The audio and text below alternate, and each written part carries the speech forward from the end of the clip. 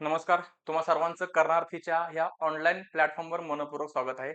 विद्यार्थी मित्रांनो, कालच्या सेशनमध्ये आपण पेपर क्रमांक 1 जो आहे त्याचा विभाग अ किंवा सेक्शन ए हा आपण सविस्तररित्या बघितलेलं होतं, की यामध्ये एक्झॅक्टली आपल्याला काय अभ्यासायचं आहे. आपण त्याला असं म्हणू शकतो, की आपण अभ्यासक्रम नीट समजून घेतलेला आहे. त्या सेशनमध्ये प्रॉपर विभाग अ जो आहे यामध्ये आपल्याला एकूण 10 टॉपिक अभ्यासायचे असतात आणि 10 टॉपिकमध्ये नेमकं काय अभ्यासायचं असतं या संदर्भात आपण थोडक्यात माहिती बघितलेली आहे. आता हा जो सेशन हे जे सेशन असेल, हे जे लेक्चर असेल, त्या लेक्चरमध्ये प्रामुख्याने आपण विभाग ब म्हणजेच काय तर सेक्शन बी पेपर 1चं सेक्शन बी आपण पाहणार आहोत. आणि तुम्हा सर्वांना माहिती त्या ठिकाणी आपण काय करत आहोत तर प्रामुख्याने सिलेबस समजून घेत आहोत, अभ्यासक्रम समजून घेत आहोत. कोणत्याही पेपरचा अभ्यास करत असताना किंवा अभ्यासाला सुरुवात करत असताना कोणताही विषय समजून घेत असताना सगळ्यात अगोदर सगळ्यात महत्त्वाची गोष्ट काय असते तर त्या पेपरचा अभ्यासक्रम महत्त्वाचा असतो. अभ्यासक्रम जर तुम्ही समजला तर तुम्ही त्याचा त्या ठिकाणी तो जो पेपर आहे किंवा तो जो त्या एक्झाम मध्ये येणारा पेपर आहे त्याला तुम्ही चांगल्या पद्धतीने टॅकल करू शकता. आता या सेशनमध्ये आपल्याला त्या ठिकाणी एकूण 11 टॉपिक्स थोडक्यात पाहायचे आहेत. म्हणजे मी तुम्हाला सुरुवाती सेशनमध्ये सांगितलेलं आहे, की पी-एस-आय-आर मध्ये तुम्हाला एकूण 40 टॉपिकचा अभ्यास करायचा आहे.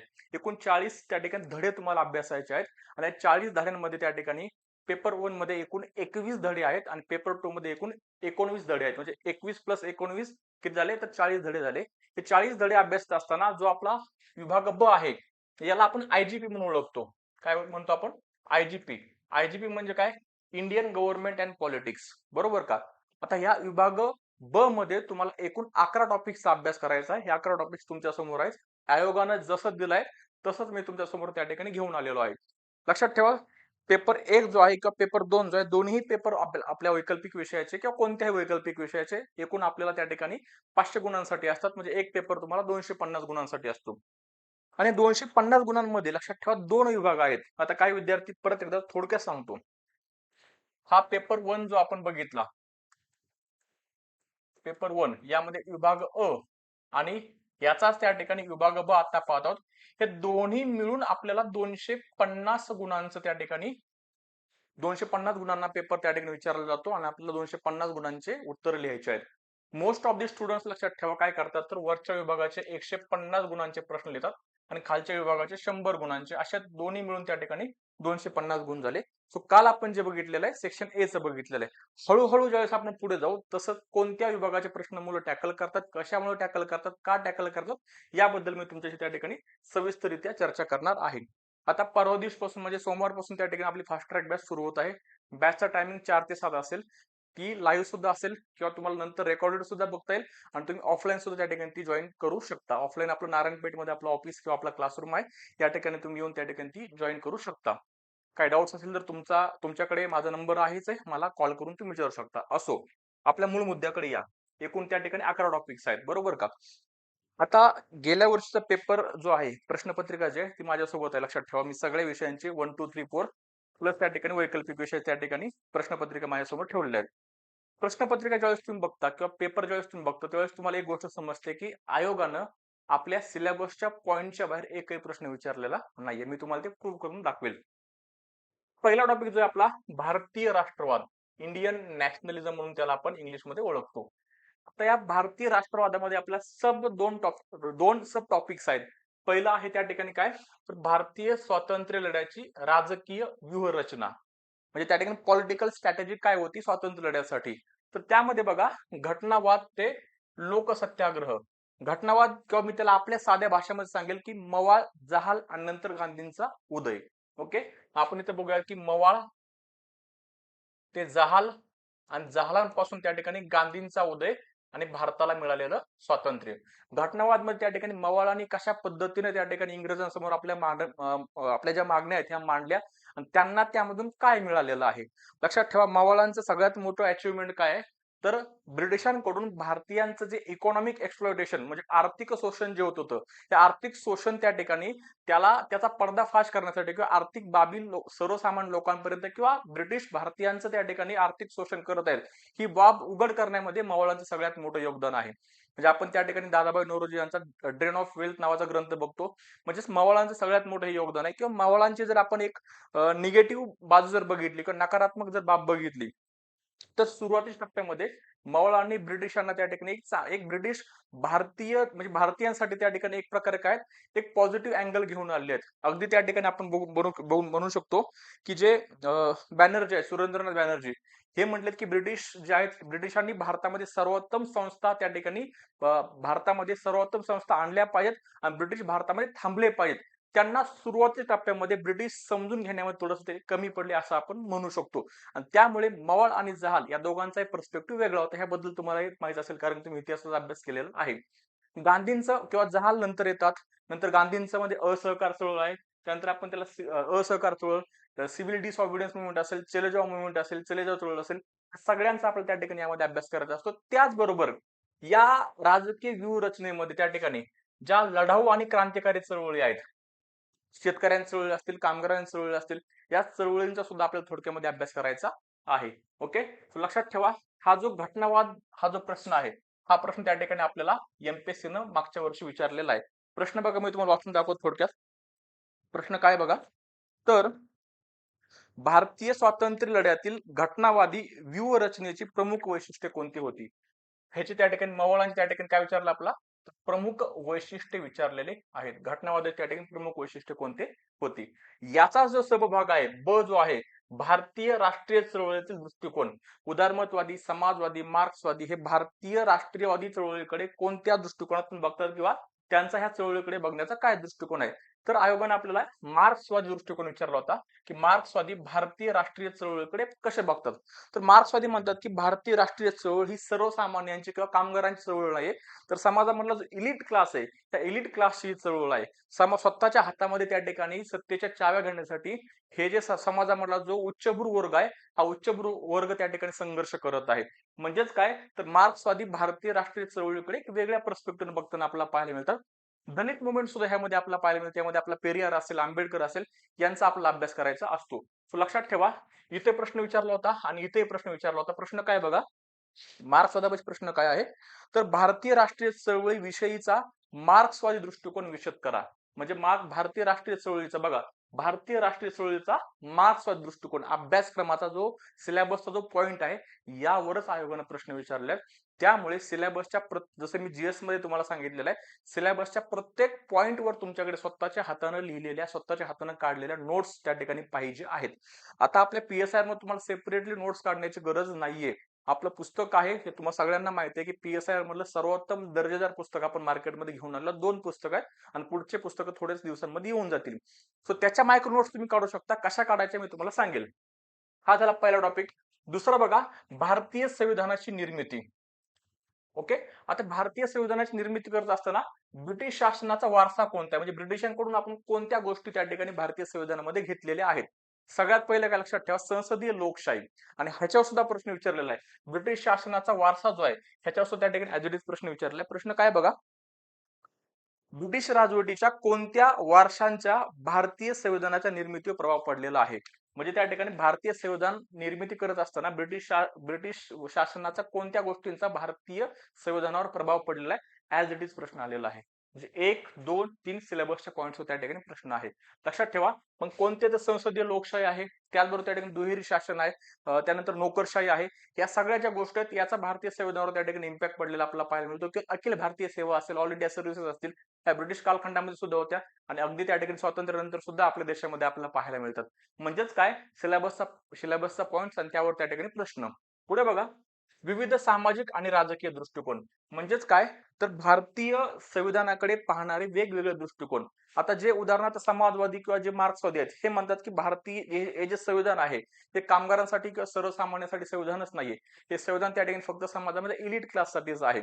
सो यावर आंबेडकरांनी काउंटर केले. आंबेडकर काय म्हणतात त्यांच्या ग्रॅमर ऑफ अनर्की ह्या भाषणामध्ये आंबेडकर म्हणतात जर तुम्हाला संविधान मान्य नसेल तर तुम्ही संविधान बदलू शकता. फक्त तुम्हाला 2/3 बहुमत लागणार आहे. तुम्ही निवडणुका लढवा संसदेमध्ये या आणि तुम्ही त्या ठिकाणी संविधान बदलून टाका जर तुम्हाला संविधान मान्य नसेल तर.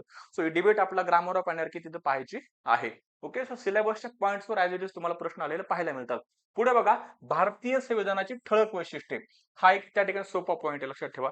यामध्ये आपला प्रस्तावना असेल किंवा उद्देशिका आपण त्याला म्हणतो.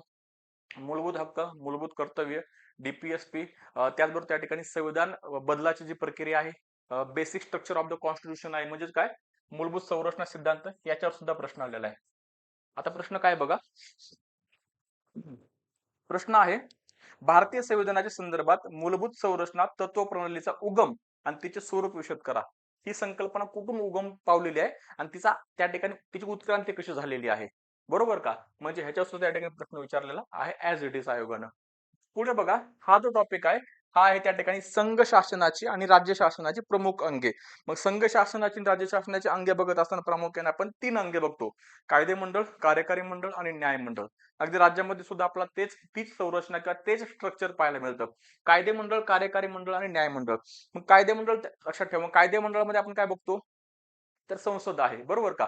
मग हिचा अभ्यास करत असताना प्रश्न काय असणार आहे, की संसदेची घट जी आहे, संसदेची घट म्हणजे डिक्लाइन ऑफ द पार्लमेंट का होत आहे, त्याच्या मागचे कारणे सांगा, बरोबर? किंवा कार्यकारी मंडळ जे, आता इथे बघा आपण काय बघितलं, विधिमंडळ किंवा कायदे मंडळ. कार्यकारी मंडळावर त्या ठिकाणी प्रश्न काय विचारतील, कार्यकारी मंडळामध्ये राष्ट्रपती, उपराष्ट्रपती, मंत्रिमंडळ आहे, राज्यामध्ये राज्यपाल आहे. राज्यपालावर प्रश्न येण्याची दाट शक्यता आपण त्या ठिकाणी 26लाही नाकारू शकत नाही, कारण राज्यपाल हे जे पद आहे हे वादविवादास्पद पद आहे. गेल्या वर्षी येईल अशी अपेक्षा आम्ही व्यक्त केली होती, परंतु आला नाही. म्हणजे ह्या पदामुळे त्या ठिकाणी राज्य आणि केंद्रामध्ये खूपदा आपल्याला त्या ठिकाणी वादविवाद झालेले पाहायला मिळतात. मग गौतम भाटिया नावाचे त्या ठिकाणी एक विचारवंत आपण अभ्यासतो, थिंकर्स आहेत. गौतम भाटिया म्हणतात की जर राज्यपाल हे पद जर नष्ट केलं तर खूप देशाची मोठी सेवा होईल, परंतु हे नष्ट करणं शक्य नाहीये, हे घटनात्मक पद आहे. मग ह्या पदामध्ये सुधारणा करणं खूप गरजेचं आहे. म्हणजेच काय, लक्षात ठेवा, कार्यकारी मंडळामध्ये आपला त्या ठिकाणी प्रामुख्याने राष्ट्रपती, उपराष्ट्रपती, मंत्रिमंडळ, पंतप्रधान आणि त्याचबरोबर राज्यपाल यांचा अभ्यास करायचा असतो. आणि विधिमंडळामध्ये प्रामुख्याने किंवा कायदे मंडळामध्ये प्रामुख्याने संसद जे आहे, संसदेचे काय प्रमुख कामकाज आहेत, म्हणजे संसदेचे प्रमुख कामकाज आणि ते कामकाज पूर्ण करण्यामध्ये किंवा संसद स्वतःचे कर्तव्य पूर्ण करण्यामध्ये तिला यश आलेलं आहे का, किंवा ती अपयशी ठरलेली आहे का? अपयशी ठरलेली आहे म्हणजेच तिची त्या ठिकाणी घट होत आहे. Decline of the parliament, decline of the पार्लमेंटचे इंडिकेटर्स काय आहेत, म्हणजे त्या ठिकाणी संसदेच्या घटीमागचे त्या ठिकाणी इंडिकेटर्स काय आहेत, निर्देशांक काय आहेत. मग हे निर्देशांक त्या ठिकाणी आपल्याला सांगावे लागतील आणि त्यावर आपला उपाय सुचवावे लागतील, बरोबर? आणि त्याचबरोबर त्या ठिकाणी आपण बघतो की न्यायपालिका, बरोबर? मग प्रामुख्याने प्रतापभाऊ मेहता जे आहेत हे न्यायपालिकेवर मोठ्या प्रमाणात टीका करतात. ट्रान्सपरन्सी इंटरनॅशनल नावाची जी त्या ठिकाणी संस्था आहे, ही संस्था म्हणते की भारतामध्ये पोलीस यंत्रणेच्या नंतर सर्वोच्च न्याय व्यवस्था ही दुसऱ्या क्रमांकाची भ्रष्ट संस्था आहे. त्याचबरोबर त्या ठिकाणी प्रतापभाऊ मेहता म्हणतात की न्यायपालिका संधी शोधते स्वतःची इमेज उंचावण्यासाठी. ह्या सगळ्या गोष्टी आपल्याला त्या ठिकाणी चांगल्या पद्धतीने पाहायच्या असतात, ते आपण बॅच मध्ये पाहणार आहोत. म्हणजे तसंच राज्यामध्ये सुद्धा आणि केंद्रामध्ये आपल्याला त्या ठिकाणी बघावं लागेल. म्हणजे कायदे मंडळ, कार्यकारी मंडळ, न्याय मंडळ यांचा आपल्या ठिकाणी ह्या टॉपिक मध्ये अभ्यास करायचा आहे. ओके, बघा इथं प्रश्न सर्वोच्च न्यायालय झाला होता. भारतीय सर्वोच्च न्यायालयाने संविधानिक लोकशाही बळकट करण्यात बजावलेली भूमिका विशद करा. म्हणजे सर्वोच्च न्यायालयामुळे लोकशाही कशी बळकट झालेली आहे याचे तुम्हाला एक्झाम्पल्स या ठिकाणी टाकावे लागणार आहेत, बरोबर? हे सिलेबसच्या पॉइंट्स आपल्याला सोडायचे नाहीत.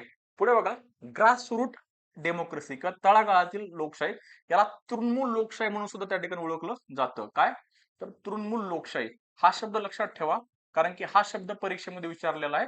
सो हा शब्द विचारल्यामुळे खूप सारे विद्यार्थ्यांना प्रश्नच नीट समजला नाही.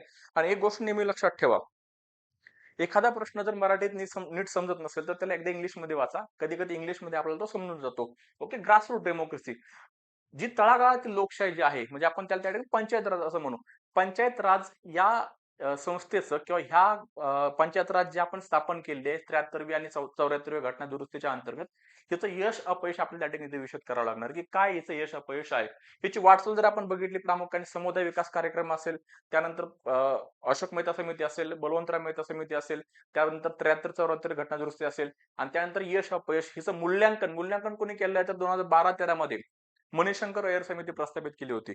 आणि मणिशंकर अय्यर समितीने काय सांगितलं की देशामध्ये प्रामुख्याने लोकशाहीचं विकेंद्रीकरण होणं अपेक्षित होतं. म्हणजे प्रामुख्याने पंचायत राजच्या माध्यमातून शासन लोकांपर्यंत पोहोचणं गरजेचं होतं, लोकशाही लोकांपर्यंत पोहोचणं गरजेचं होतं.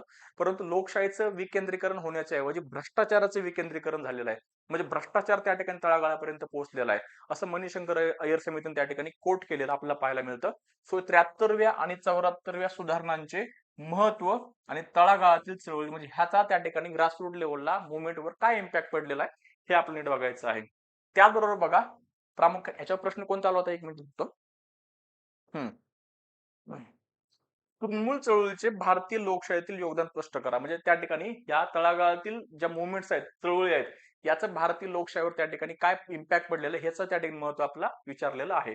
पुढे बघा संविधानिक संस्था, यामध्ये निवडणूक आयोगावर प्रश्न विचारलेला होता, कारण की मी सांगितलं सुद्धा होतं की निवडणूक आयोग हा चर्चेमध्ये आहे. लोकांचा त्या ठिकाणी ह्यावर अहवाल सुद्धा आला होता की लोकांचा निवडणूक आयोगावर हळूहळू विश्वास कमी होत चाललेला आहे. सो भारतीय निर्वाचन आयोगाची रचना आणि भूमिका, निवडणूक आयोगाची रचना काय आहे आणि निवडणूक आयोगाची भूमिका काय हे आपल्याला त्या ठिकाणी सांगायची होती. त्याचबरोबर कॅग आहे, वित्त आयोग आहे, संघ लोकसेवा आयोग आहे, या सगळ्यांचा आपल्या यामध्ये अभ्यास करायचा आहे. महत्वाचे 4-5 जरी सुरुवातीला केले तर इनफ आहेत. पुढे बघा संघ राज्यवाद, ह्याच्यावर सुद्धा ऍज इट इज प्रश्न आलेला आहे. संघ राज्यवाद, केंद्र आणि राज्य विवाद, मग तो आर्थिक विवाद असेल किंवा तो प्रशासकीय असेल. आर्थिक विवादामध्ये आपण रिसेंटली बघतो जीएसटीचा विवाद असेल किंवा जो काही कर आहे त्या करा, जो काही त्या ठिकाणी वित्त आहे, आर्थिक विभागणी आहे, आर्थिक विभागणीवरून सुद्धा केंद्र आणि राज्यामध्ये मोठ्या प्रमाणात विवाद झालेला आपल्याला पाहायला मिळतो. जो प्रशासकीय विवाद आहे तो राज्यपालाचं पद जे आहे, राज्यपालांच्या पदावरून मोठ्या प्रमाणात विवाद झालेला पाहायला मिळतो. अखिल भारतीय सेवा आहे, अखिल भारतीय सेवा प्रामुख्याने ज्या केंद्राकडून निवड होते परंतु त्यांच्या सर्व्हिसेस राज्यामध्ये असतात. सो ह्याच्यावरून सुद्धा मोठ्या प्रमाणात आपला विवाद पाहायला मिळतो. सो संघ राज्य विवाद त्या ठिकाणी केंद्र आणि राज्यांचे यांचे त्या ठिकाणी बदलते स्वरूप हे आपल्या यामध्ये बघावं लागणार आहे. ओके. टॉपिक क्रमांक 8, नियोजन आणि आर्थिक विकास. याचा प्रश्न आलता, नेहरूंचा नियोजनाचा दृष्टिकोन स्पष्ट करा. प्रश्न काय बघा, नियोजनबद्ध विकासाविषयीचा नेहरू प्रणित दृष्टिकोन स्पष्ट करा. म्हणजे नेहरूंचा विकासाबद्दलचं काय मत आहे. नेहरूंचा टॉप डाऊन अप्रोच आहे. नेहरूंचं म्हणणं काय होतं, नेहरू यांचा सर्वसामान्य लोकांच्या क्षमतेवर नेहरूंचा विश्वास नव्हता.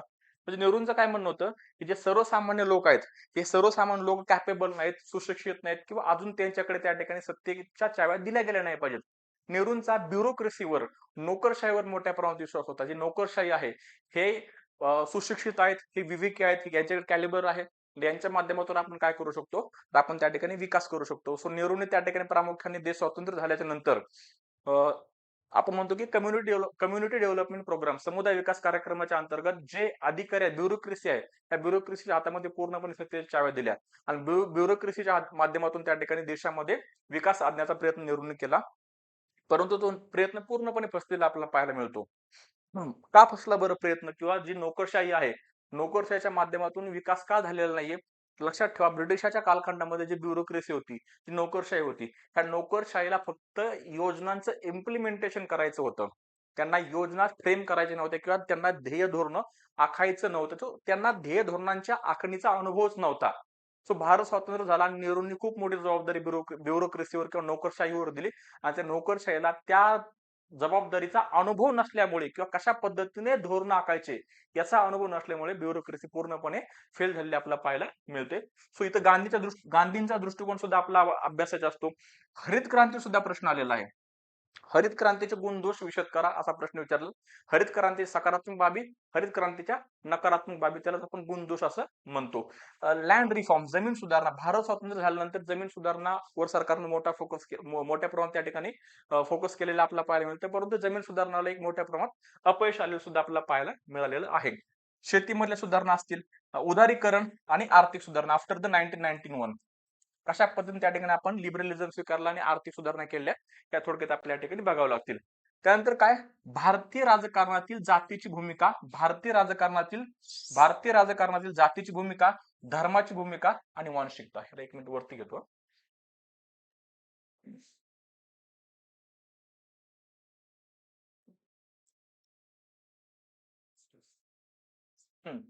बघा, भारतीय राजकारणातील जातीची भूमिका ऍज इट इज प्रश्न आलेला आहे. बघा प्रश्न काय विचारलेला आहे, भारतीय राजकीय प्रक्रियेत जाती व्यवस्था कोणती भूमिका बजावते. म्हणजे काय, तर भारतीय राजकारणातील जातीची भूमिका स्पष्ट करा. आता याबद्दल वेगवेगळे थिंकर आहेत. योगेंद्र यादव आहेत, त्यानंतर रजनी कोठारी आहे. योगेंद्र यादव म्हणतात की, रजनी कोठारी असं म्हणतात की भारतीय राजकारणामध्ये जातीची भूमिका वाढल्यामुळे भारतामध्ये लोकशाही टिकलेली आहे. इतर देशांमध्ये आशियाई कंट्रीज जे आहेत, पाकिस्तान असेल किंवा इतर देश जे असतील, म्यानमार असेल किंवा नेपाळ असेल, ह्या देशांमध्ये जात नसल्यामुळे ह्या देशामध्ये लोकशाही टिकलेली आहे. भारतामध्ये जात हा फॅक्टर निवडणुकांमध्ये प्रभावी ठरतो आणि त्यामुळे लोकशाही टिकलेली आहे. आपल्या जातीचा उमेदवार निवडून आला पाहिजे म्हणून लोक मतदान करतात आणि त्यामुळे देशामध्ये लोकशाही टिकलेली आहे, असं रजनी कोठारी यांचं म्हणणं आहे. योगेंद्र यादव म्हणतात की देशामध्ये त्या ठिकाणी लोकशाहीचे प्रामुख्याने 2 उठाव झालेले आहेत. लोकशाहीचे उठाव म्हणजे काय, तर 1960च्या दशकामध्ये काँग्रेसमधनं ज्यावेळेस ओबीसी बाहेर पडली, तो लोकशाहीचा पहिला उठाव म्हणून योगेंद्र यादव म्हणतात. तुम्हाला हे थोडंसं समजणं थोडं क्रिटिकल जाईल, पण आपण हे बॅचमध्ये चांगलं बघणार आहोत. आणि 1990 मध्ये काँग्रेसमधनं एससी एसटी बाहेर पडले किंवा दलित बाहेर पडले, हा लोकशाहीचा दुसरा उठाव म्हणून त्या ठिकाणी योगेंद्र यादव यांनी प्रोजेक्ट केलेला आहे. सो हे आपण त्या ठिकाणी बघणार आहोत. त्याचबरोबर भारतीय राजकारणातील धर्माची भूमिका, धर्म हा जो फॅक्टर आहे हा प्रामुख्याने केंद्रीय पातळीवरच्या निवडणुकांमध्ये महत्वाची भूमिका बजावतो. तर जात हा जो फॅक्टर आहे राज्य पातळीवरच्या निवडणुकांमध्ये प्रभाव टाकतो, लक्षात ठेवा. आणि जातीची भूमिका वाढल्यामुळे जे प्रादेशिक पक्ष आहेत त्या प्रादेशिक पक्षांची केंद्राच्या राजकारणामध्ये त्या ठिकाणी भूमिका वाढलेली आहे. कारण कोणत्याही पक्षाला त्या ठिकाणी बहुमत न मिळाल्यामुळे केंद्रामध्ये, आता बघतो आपण 14च्या अगोदरचा सिनारिओ काय होता, तर कोणत्याही पक्षाला केंद्रामध्ये बहुमत मिळत नसल्यामुळे राज्य पातळीवरच्या पक्षांची भूमिका वाढली होती. आणि राज्य पातळीवरच्या पक्षांचा आधार काय आहे, तर जात आहे, लक्षात ठेवा. बरोबर. तसंच वांशिकता आहे, हे आपण सगळ्या गोष्टी पाहणारच आहोत. पक्षी व्यवस्था किंवा पक्षीय प्रणाली, राष्ट्रीय पक्ष, प्रादेशिक पक्ष, पक्षाच्या कोणकोणत्या विचारधारा आहेत किंवा विचार प्रणाली, कोण पक्षाच्या विचार प्रणालीचा आधार काय असतो, त्याचबरोबर त्यांचा सामाजिक पाया काय आहे, तर कोणता पक्ष त्या ठिकाणी धर्मावर किंवा एखाद्या विशिष्ट जातीवर आहे. महाराष्ट्रामध्ये काही एखाद्या विशिष्ट पक्षाला हा एखाद्या विशिष्ट जातीचा पक्ष म्हणून ओळखला जातो, काही पक्षांना धर्माचा पक्ष म्हणून ओळखला जातो. तो त्यांचा सामाजिक आधार काय, काँग्रेसला प्रामुख्याने मुस्लिमांचा पक्ष किंवा मुस्लिमांचा काँग्रेसला आधार आहे, असं सुद्धा आपल्या देशामध्ये किंवा आपल्या राज्यामध्ये बघितलं गेलेलं आहे. बरोबर. आघाड्यांचं राजकारण म्हणजे आपण त्याला कोअलिशन पॉलिटिक्स असं म्हणतो. म्हणजे प्रामुख्याने 80च्या नंतर किंवा 1990च्या नंतर देशामध्ये कोअलिशन गव्हर्नमेंट किंवा आघाड्यांच्या राजकारणाला सुरुवात झाली. आघाड्यांचे राजकारणाचे वेगवेगळे पैलू आपल्या या ठिकाणी समजून घ्यायचे आहेत. त्याचबरोबर दबाव गटाची भारतीय राजकारणामधली भूमिका.